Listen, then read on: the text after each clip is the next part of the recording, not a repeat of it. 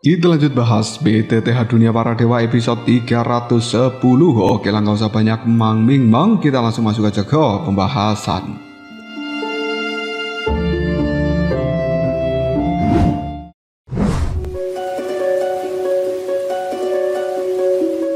Xiaoyan berdiri terpaku di hadapan gunung batu kelahiran yang merupakan gunung batu hitam. Setelah melihat imam besar berlutut penuh dengan hormat, rasa penasarannya tak lagi bisa dibendung dan dia perlahan melepaskan kekuatan jiwanya, berharap bisa mengetahui rahasia yang tersembunyi di balik gunung batu hitam raksasa itu. Namun baru saja kekuatan jiwanya menyentuh permukaan dari gunung batu hitam, tiba-tiba saja brak! Tekanan yang luar biasa dahsyatnya menghantam balik. Kekuatan jiwa Xiaoyan hancur seketika, membuat tubuhnya bergetar hebat. Kepalanya dipenuhi suara gemuruh, seolah-olah ribuan petir meledak bersamaan di dalam pikirannya. Dengan susah payah Xiaoyan menenangkan nafasnya. Lalu dia melihat sesuatu di balik bayangan gelap dari gunung batu hitam ini. Sepasang mata merah perlahan terbuka. Mata itu hanya muncul sesaat, tetapi cukup membuat tubuh dari Xiaoyan terasa seberat gunung. Mustahil, itu benar-benar membuka matanya, gumam Xiaoyan dengan wajah pucat. Huo Hong'er yang berada di samping Xiaoyan pun kebingungan. Apa yang kau lihat, kakak Xiaoyan? Xiaoyan hanya bisa terdiam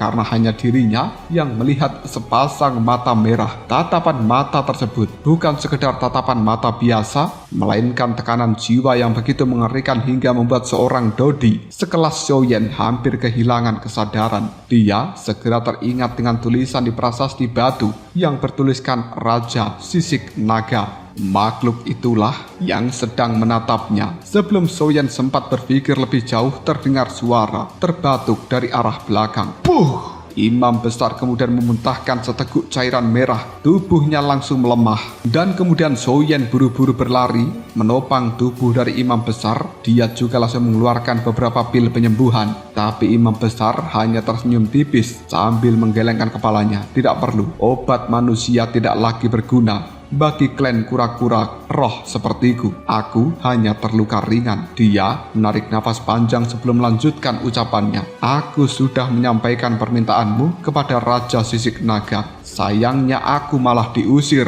Xiaoyan terdiam. Bahkan imam besar pun ditolak. Namun kalimat berikutnya justru membuatnya terkejut. Raja memintamu masuk sendiri, menggunakan kekuatan jiwamu, dan berhati-hatilah, temperamen dari sang raja sedang tidak baik. Mendengarkan kata-kata seperti ini, Xiaoyan hanya bisa menganggukkan kepalanya dengan mantap. Dia menyerahkan imam besar kepada Huo Hong'er. Lalu Xiaoyan berjalan menuju ke tempat dari imam besar tadi berlutut, yang kemudian menarik nafas dalam-dalam. Di dalam hati Xiaoyan berkata, demi Nan Erming, aku harus berhasil. Perlahan kekuatan jiwa milik Xiaoyan kembali dilepaskan, dan anehnya saat ini tak lagi ada penolakan. Kekuatan jiwa itu langsung memasuki bagian terdalam dari gunung batu hitam. Di sana Xiaoyan pada akhirnya melihat wujud sebenarnya, seekor naga raksasa bertubuh panjang. Keempat kakinya terlihat sangat kokoh dan seluruh tubuhnya telah diselimuti oleh sisik hitam menyerupai kepingan-kepingan baja. Di sepanjang punggung dari naga hitam ini tumbuh surai hitam kemerahan yang berkibar pelan. Walaupun hanya diam, aura dipancarkan naga hitam ini membuat Xiaoyan tidak lagi mampu bernafas. Perlahan, sepasang mata berwarna merah itu kembali terbuka. Tatapan matanya langsung mengunci Xiaoyan. Dalam sekejap saja tubuh jiwa dari Xiaoyan langsung dipenuhi retakan. Tekanan yang dipancarkan naga hitam ini nyaris menghancurkannya. Dan dengan susah payah Xiaoyan menangkupkan kedua tangannya sambil mengatakan, Junior Xiaoyan memberikan salam kepada senior. Suasana kembali hening dan beberapa saat kemudian sebuah suara berat penuh dengan wibawa pun bergema. Siapa kau? Suara itu terdengar seperti gema dari zaman purba, membuat seluruh ruang ini bergetar. Xiaoyan menjawab dengan hormat, junior tidak berniat mengganggu senior. Hening kembali menyelimuti. Kemudian suara itu kembali terdengar. Oh, benarkah bahwa dirimu tidak punya tujuan lain? Tekanan kembali meningkat, retakan pada tubuh jiwa Xiaoyan semakin banyak. Dia sadar tidak ada gunanya berbohong. Lalu dengan jujur Xiaoyan mengatakan, "Senior, sebenarnya aku memang datang untuk meminjam batu konsepsi ilahi. Saudaraku telah terluka parah dan kami ingin menstabilkan jiwanya serta membentuk kembali tubuh fisiknya." Mendengarkan kalimat itu, mata dari Raja Sisik Naga langsung membelalak. "Apa katamu?" Xiaoyan pun sedikit gugup. Untuk membentuk kembali tubuh fisik dari saudaraku, tiba-tiba seluruh gunung batu hitam bergetar hebat. Lalu terdengar suara tertawa yang mengguncang langit dan bumi.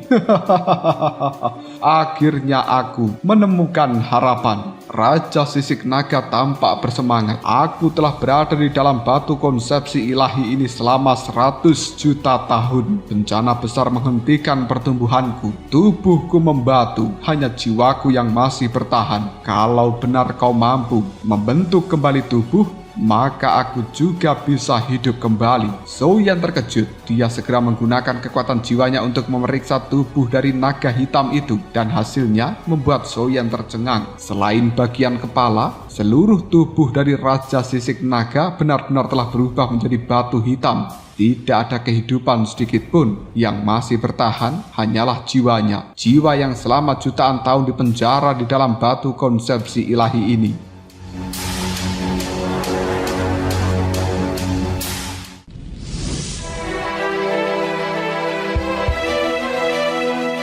Saat itu juga Xiaoyan akhirnya memahami sesuatu. Resep yang telah diwariskan oleh Kaisar Iblis kuno ternyata bukan sekedar cara menyelamatkan Nan Erming, tapi itu adalah metode untuk membentuk kembali tubuh fisik menggunakan batu konsepsi ilahi sebagai tungku kehidupan. Dan kini bukan hanya Nan Erming yang membutuhkan batu itu, tapi Raja Sisik Naga juga memiliki harapan yang sama. Sebuah kesepakatan besar tampaknya akan segera dimulai. Di dalam gunung batu hitam ini suasana berubah menjadi sangat hening. Setelah mengetahui bahwa Raja Sisik Naga masih memiliki jiwa yang utuh, Xiaoyan mulai memahami situasi yang sebenarnya. Batu konsepsi ilahi memang mampu menjaga jiwa tetap hidup, tetapi tanpa roh hantu, tubuh Nan Erming tidak akan pernah bisa dibentuk kembali. Jiwa dari sahabatnya itu mungkin bisa bertahan, tapi tidak akan pernah bisa bangkit lagi. Xiaoyan menarik napas panjang dan kini semuanya bergantung pada satu sosok yang merupakan Raja Sisik Naga, makhluk purba yang telah terkubur selama ratusan juta tahun. Meski kini hanya tersisa jiwanya, tetapi aura yang dipancarkan dari dalamnya masih begitu mengerikan, membuat Xiaoyan tak lagi berani lengah sedikit pun. Namun Xiaoyan juga tahu satu hal, dia harus memenangkan hati dari Raja Sisik Naga terlebih dahulu,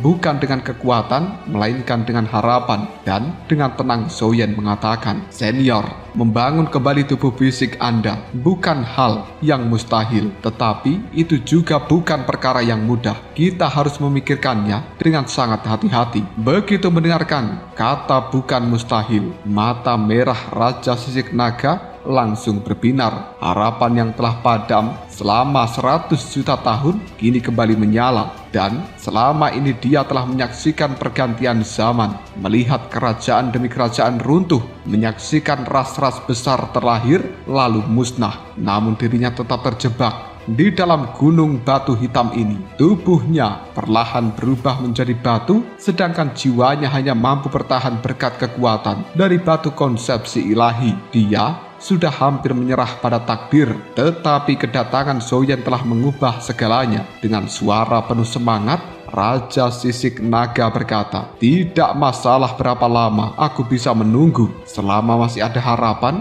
aku akan memberikan apapun yang kau inginkan." Xiaoyan tetap memasang wajah tenangnya, padahal di dalam hati dia sedang berpikir keras. Inilah kesempatan terbaiknya. Dia sengaja tidak langsung menyetujui permintaan dari sang Raja Sisik Naga ini, dan sebaliknya dia kembali berkata pelan, "Senior, kesulitannya jauh lebih besar daripada yang Anda bayangkan. Melihat Xiaoyan masih ragu, Raja Sisik Naga segera menawarkan sesuatu yang jauh lebih berharga daripada sebuah harta. Aku mungkin tidak memiliki kekayaan, tapi aku memiliki sebuah ingatan. Aku telah hidup melewati zaman yang tak terhitung, dan aku menyaksikan jalan yang agung sebelum dunia berubah. Aku mengetahui rahasia yang bahkan tak diketahui oleh para Daudi. Kalimat itu langsung membuat hati Xiaoyan bergetar. Mungkinkah itu tentang Dosian?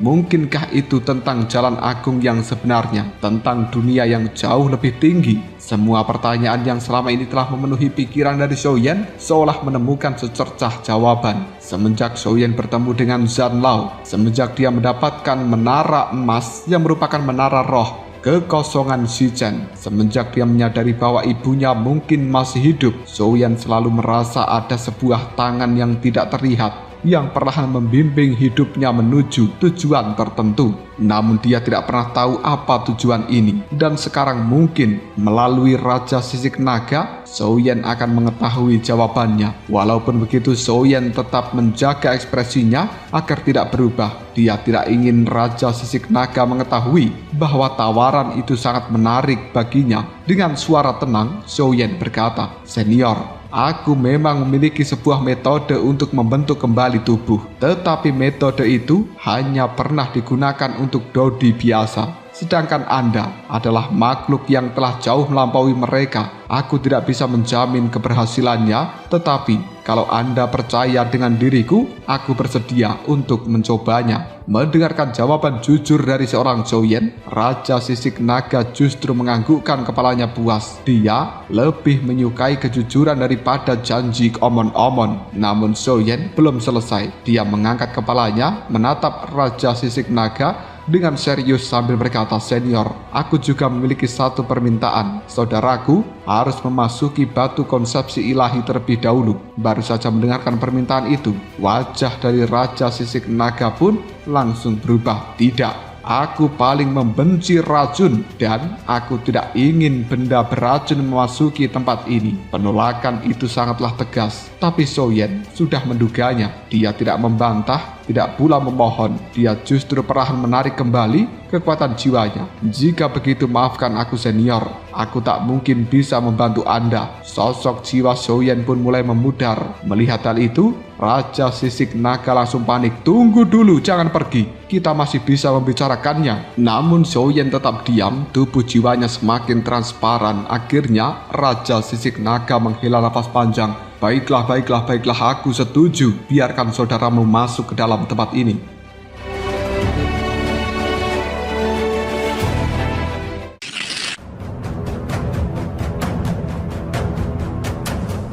Mendengarkan jawaban seperti itu, tubuh jiwa dari Xiaoyan kembali memadat. Di balik wajah tenangnya, dia tersenyum dalam hati. Langkah pertama akhirnya berhasil, dan kini Nan Erming memiliki kesempatan untuk hidup kembali. Dan di saat yang sama, Xiaoyan juga telah membuka pintu menuju rahasia terbesar yang disimpan oleh Raja Sisik Naga selama ratusan juta tahun. Keputusan akhirnya telah dibuat. Setelah melalui perundingan yang cukup panjang, Raja Sisik Naga akhirnya mengizinkan Nan Erming memasuki batu konsepsi ilahi. Bagi Xiaoyan, ini adalah satu-satunya harapan untuk menyelamatkan saudaranya yang berada di ambang kematian. Kesadaran Xiaoyan kemudian perlahan kembali ke dalam tubuhnya. Dia membuka mata dan sepasang bunga teratai api sesaat berkilau di pupil mata Xiaoyan sebelum menghilang. Di hadapannya, Wu Hong'er masih memeluk tubuh dari Nan Erming erat-erat. Wajah dari gadis itu telah dipenuhi dengan kecemasan, tetapi ketika tatapan mata mereka saling bertemu,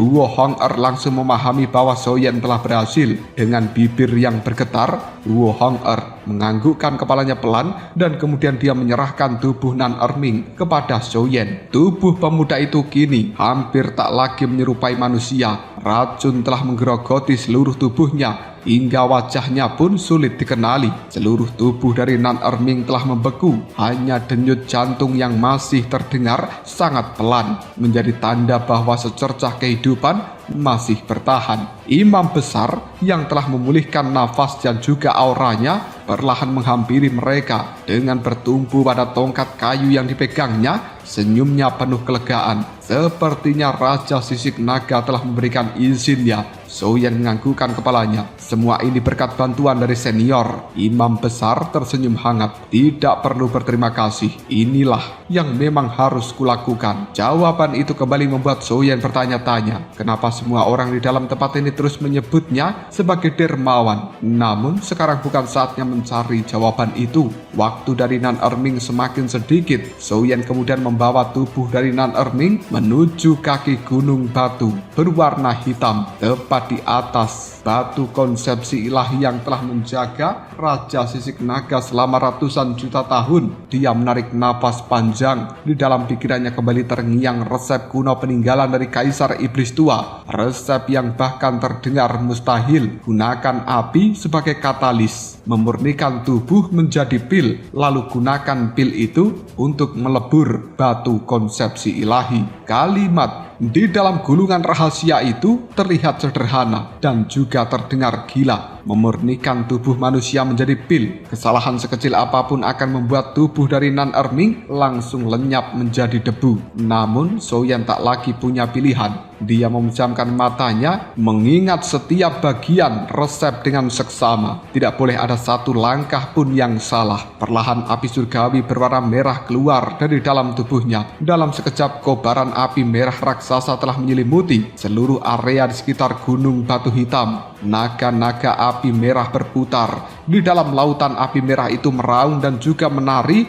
mengikuti kehendak dari Soyen. Melihat pemandangan seperti ini, orang-orang dari suku Kurcaci yang tinggal di sekitaran gunung batu hitam pun mulai berdatangan. Mereka belum pernah melihat seseorang menggunakan api surgawi dengan cara seperti ini. Sementara itu Soyen telah sepenuhnya memusatkan pikirannya. Dengan kendali yang sangat hati-hati, dia mengarahkan naga-naga api merah untuk membungkus tubuh dari Nan Erming. Api itu berbeda dari api biasa. Sedikit saja kehilangan kendali, Nan Erming akan musnah. Perlahan tubuh Nan Erming mulai mengering. Cairan merah di dalam dirinya menguap. Dagingnya menyusut. Kulitnya berubah menjadi debu. Yang tersisa hanyalah sebuah jantung berwarna merah muda yang masih berdetak lemah. Soyen segera mengendalikan seluruh abu itu agar berputar mengelilingi jantung tersebut. "Padatkan!" teriak Soyen. Dan kemudian abu yang telah memenuhi udara perlahan berubah menjadi lapisan tipis yang telah membungkus jantung, membentuk sesuatu yang menyerupai sebuah pil raksasa. Melihat tubuh Nan Erming benar-benar hancur menjadi debu, Huo Hong-er hampir kehilangan kendali.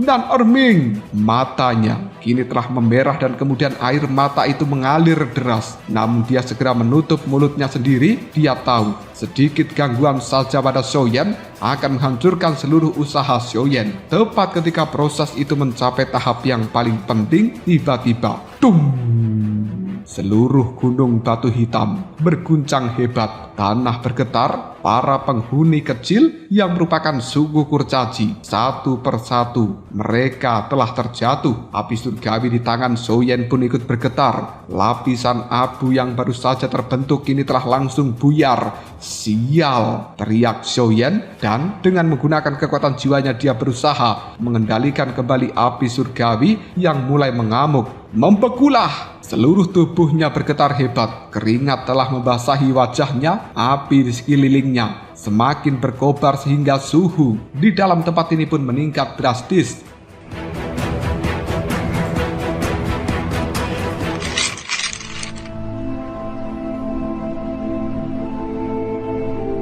Air yang berada di kaki gunung batu hitam pun mulai mendidih. Uap panas memenuhi seluruh ruangan ini. Huo Hong-er yang sudah tidak tahan lagi dengan hawa panasnya hanya bisa berdiri sambil menggenggam kedua tangannya dengan erat. "Semoga berhasil," bisiknya lirih. Bahkan imam besar yang selama ini tampak tenang mulai menunjukkan sebuah kecemasan. Tak seorang pun bisa melihat apa yang telah terjadi di dalam lautan api merah. Mereka hanya melihat Siluet dari tubuh Soyen yang berdiri di tengah kobaran api seolah telah berubah menjadi manusia yang seluruh tubuhnya diselimuti nyala api surgawi merah. Di dalam gunung batu, Raja Sisik Naga memperhatikan semua itu dengan seksama, dan untuk pertama kalinya setelah ratusan juta tahun, dia mulai percaya mungkin pemuda bernama Soyen ini benar-benar mampu melakukan sebuah keajaiban, dan mungkin harapan untuk bisa mendapatkan tubuh baru bukan lagi sekedar mimpi. Di luar lautan api surgawi merah milik Soyen, suasana berubah menjadi semakin mencekam. Huo Hong-er terus mondar-mandir dengan gelisah. Kedua tangannya saling menggenggam erat berdoa. Bibirnya tak ada henti-hentinya untuk mengucapkan kata-kata doa yang indah. Seluruh harapan kini hanya bertumpu pada satu orang, yaitu Soyen. Di sisi lain, imam besar telah berdiri dengan tongkat kayu di tangannya. Dia memejamkan mata sambil melafalkan doa-doa kuno yang hanya dipahami oleh bangsanya. Gerakan jemarinya membentuk simbol-simbol aneh, seolah sedang memohon perlindungan bagi Soyen dan juga Nan Erming. Tak lama kemudian dari balik kobaran api merah terdengar suara Soyen yang menggema, "Bekukan! Cepat bekukan!" Nada suaranya penuh dengan tekanan. Mendengarkan teriakan seperti itu, semua orang langsung menahan napas mereka dan tidak tahu apa yang sedang terjadi di dalam kobaran api berwarna merah itu. Tetapi dari suara Soyen saja mereka sudah bisa menebak bahwa sesuatu yang besar telah terjadi, membuat jantung mereka semuanya berdegup dengan kencang. Api merah semakin berkobar. Raungan naga-naga api saling bersahutan. Tidak ada seorang pun yang berani mendekat. Namun belum sempat suasana tenang kembali, tiba-tiba tanah bergetar hebat.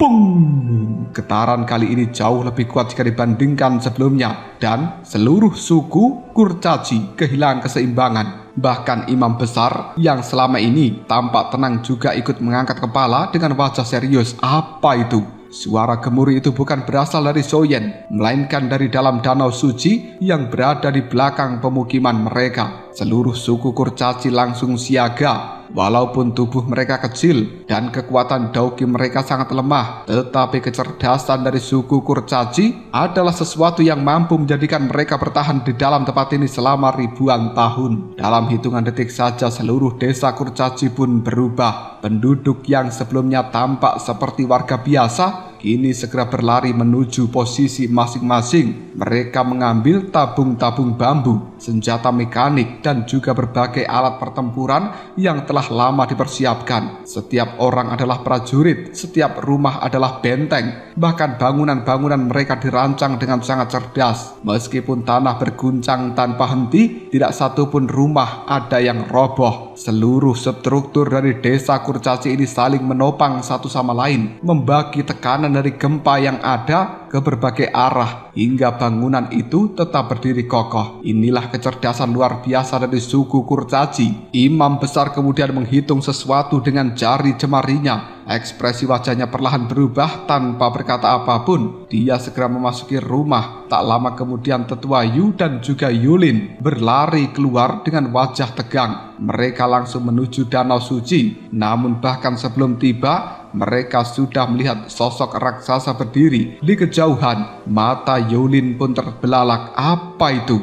Tetua Yu yang membawa kitab berwarna hitam di tangannya ini langsung melihat pada makhluk di depan sana. Aura dari makhluk itu sangatlah kuat hingga membuat nafasnya terasa berat. Di sepanjang danau suci, ribuan monster anjing laut kini telah kembali bermunculan dari dalam air. Jumlah mereka bahkan lebih banyak jika dibandingkan dengan sebelumnya. Mereka terus berdesakan saling mendorong, memenuhi seluruh garis tepi dari danau suci. Di belakang mereka berdiri seekor monster yang ukurannya jauh lebih besar. Tubuhnya menyerupai katak raksasa. Kedua matanya sebesar lonceng tembaga memancarkan cahaya hijau gelap yang mengerikan. Tubuhnya menjulang seperti sebuah bukit kecil. Ketika Tetua Yu melihatnya dengan jelas, wajahnya pun pucat. Mustahil, itu sebenarnya adalah katak bermata raksasa. Suara dari Tetua Yu bergetar. Dia pernah melihat spesies ini sebelumnya. Dan pada saat itu ukurannya hanya sebesar telapak tangan. Tapi sekarang makhluk itu telah tumbuh menjadi monster raksasa dengan kekuatan yang setara dengan puncak bintang 6 Dodi. Perbedaan kekuatan mereka terlalu jauh. Yulin menatap makhluk itu dengan bingung. Apa yang telah membuatnya bisa tumbuh sebesar ini? Belum sempat pertanyaan itu terjawab, katak bermata raksasa tiba-tiba membuka mulutnya. Suara aneh keluar dari dalam tenggorokannya. Krak! Dalam sekejap seluruh monster anjing laut berubah menjadi ganas. Mereka menyerbu tanpa rasa takut, seolah rela mati demi menghancurkan desa kurcaci.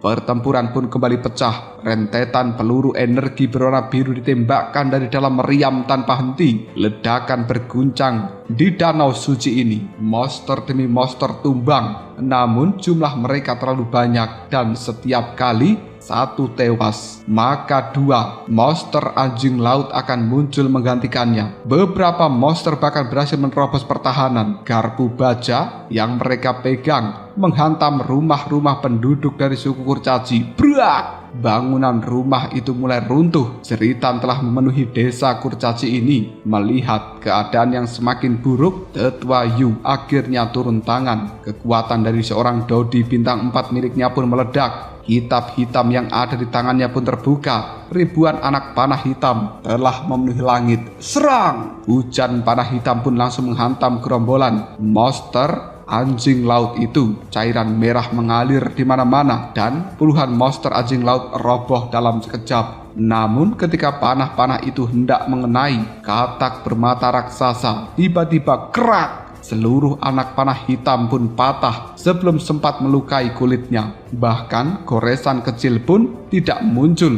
Katak itu hanya memandang. Seorang tetua Yu dengan tatapan mata meremehkan seolah berkata, serangan seperti ini tak ada artinya dan juga tidak ada rasanya. Anehnya, makhluk itu tetap tidak bergerak maju. Tatapan matanya justru beralih pada gunung batu hitam. Di sanalah Souyen masih berkutat menyelamatkan Nan Erming. Di sanalah Raja Sisik Naga berada. Katak bermata raksasa tampak ragu, seolah dia merasakan keberadaan aura yang sangat mengerikan dari gunung batu hitam. Tetua Yu menyadari hal ini. Dia segera menghela nafas yang lega. Selama makhluk itu masih takut pada gunung batu hitam, maka masih ada secercah harapan. Namun harapan itu bisa lenyap kapan saja, karena bila katak bermata raksasa mengetahui bahwa Souyen sedang tidak mampu bertarung, maka seluruh desa kurcaci akan menghadapi bencana yang tak seorang pun bisa menghentikannya.